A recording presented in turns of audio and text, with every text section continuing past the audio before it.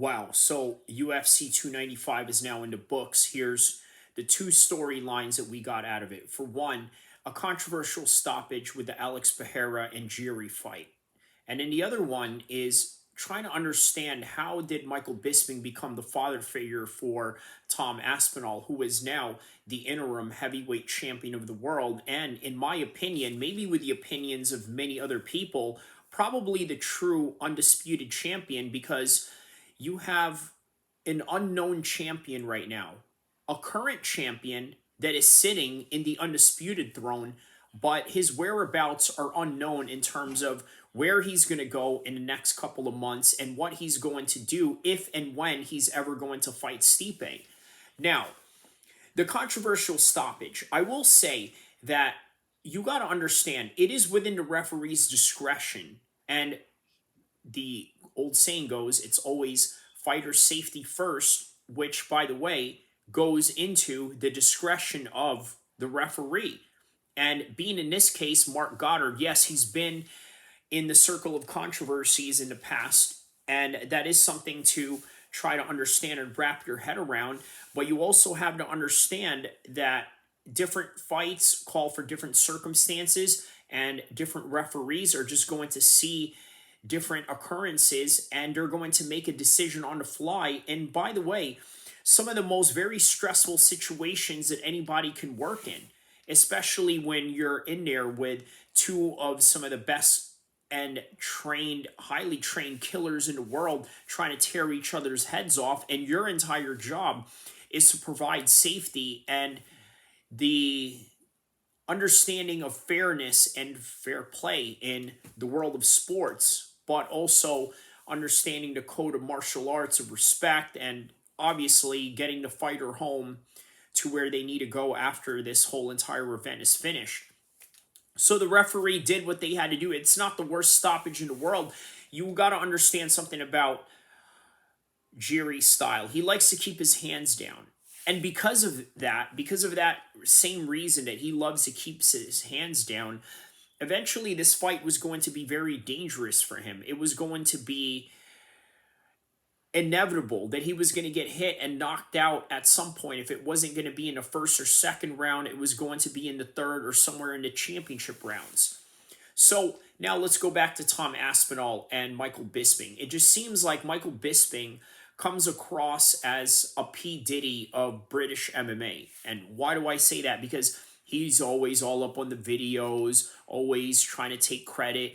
It is as if he's looking at Tom Aspinall as more of his son than his own son. And by the way, make of that as you will, his son right now was a former wrestler in San Francisco. And for one reason or another, you know how the wrestling game goes. You know how any combat sports games go.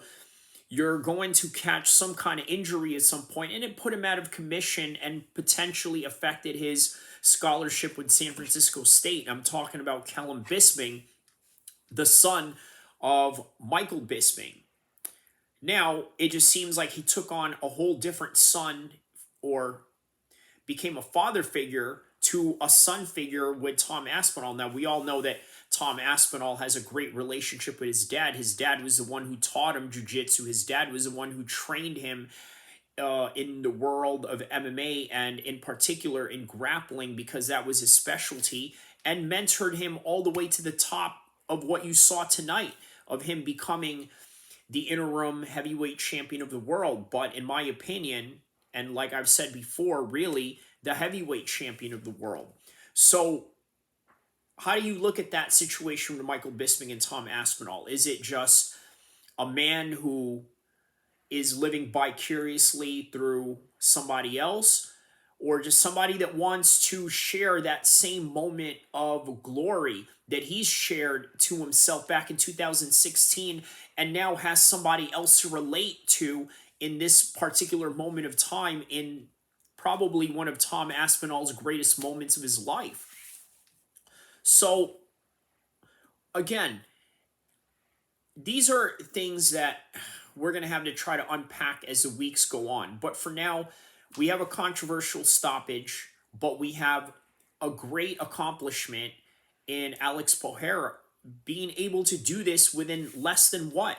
10 fights, and now he's on top again after losing to Izzy, but then coming back, getting that win over Jan Blachowicz, a guy who, by the way, Izzy lost to, which, by the way, just made that Izzy loss seem absolutely like as if it never happened because of just these consecutive wins that El-Kheer got along the way. Now they're talking about a possible third matchup in MMA in a trilogy. Now, I don't know if Dana White is all for that, if that's something they want to do for UFC 300. But either way, it was a great night of fights. The entire card I broke down on the live portion of this particular channel. I urge you guys to take a look at that. And I urge you guys to take a look at this whole entire video as well. And don't forget to like and subscribe and enjoy the fights, because it was a great night of fights. And I'm glad that I was here to cover it and make extra content out of it from now till on and the weeks to come until the next fights come along in this theater of the unknown. Enjoy the fights, like and subscribe. Inshallah. See you soon.